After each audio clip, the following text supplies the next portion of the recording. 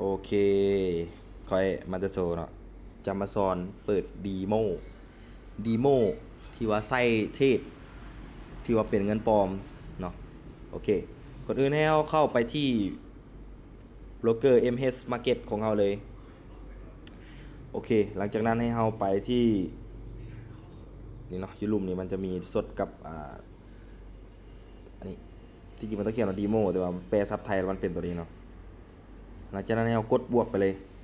โอเคหลังจากนั้นมันจะให้เรากรอกข้อมูลต่างๆเนาะ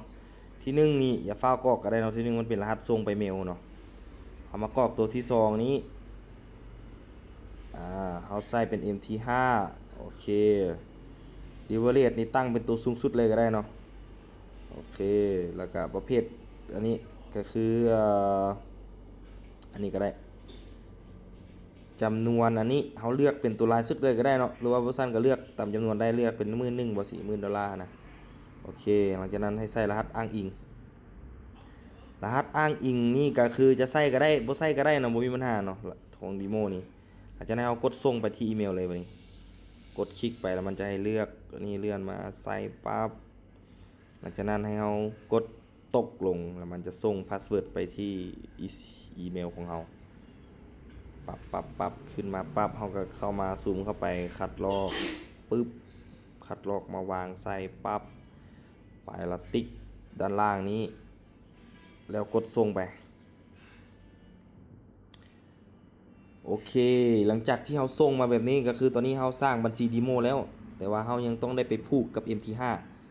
และกาภัยที่ว่ายังบ่เข้าใจเนาะการผูกก็คือบัญชีจริงกับบัญชีแท้เนี่ยมันก็คือกันเนาะการผูกเนาะมันจะมีข้อความส่งไปหาอีเมลของเราแบบนี้ที่เปลี่ยนพาสเวิร์ดกับอันนั้นโอเคของของดีโมมันจะโซแบบนี้เลยแล้วกับพาสเวิร์ดมันจะโซทางนี้เลยเนาะ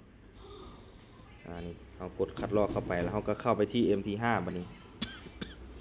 MT5 แล้วหลังจากนั้นให้เรากดไปที่บนนี้แล้วก็กดจัดการบัญชี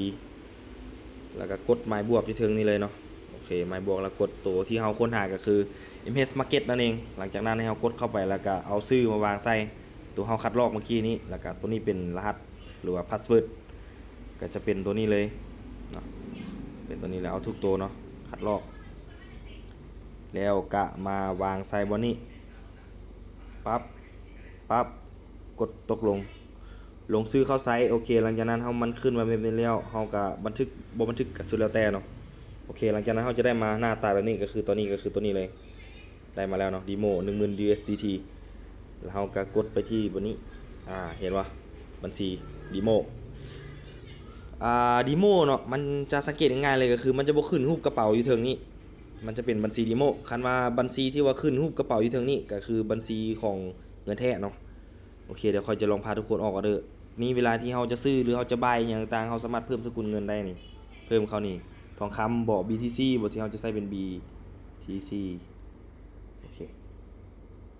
เราก็เข้ามาที่กราฟแล้วเลือกไปที่ BTC โอเคหลังจากนั้นให้เรากดด้านเทิงนี่เนาะทุกคนเห็นว่าด้านเทิงนี่กดที่ว่าจะออกออเดอร์ก็คือกดปั๊บ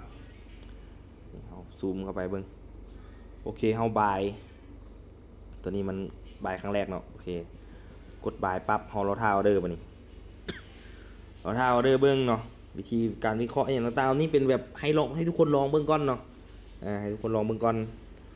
นี่ตัวนี้มันขึ้นมาบวกออเดอร์นึงละเราสามารถปิดได้นี่เราสามารถปิดได้นี่ขึ้นมาบวกแล้วนี่ขึ้นมาบวกแล้วเมื่อกี้นี่เราสามารถปรับไทม์เฟรมได้ว่าจะเบิ่งตัวจักนาทีตัว5นาทีบ่1นาทีบ่30 15นาทีนี่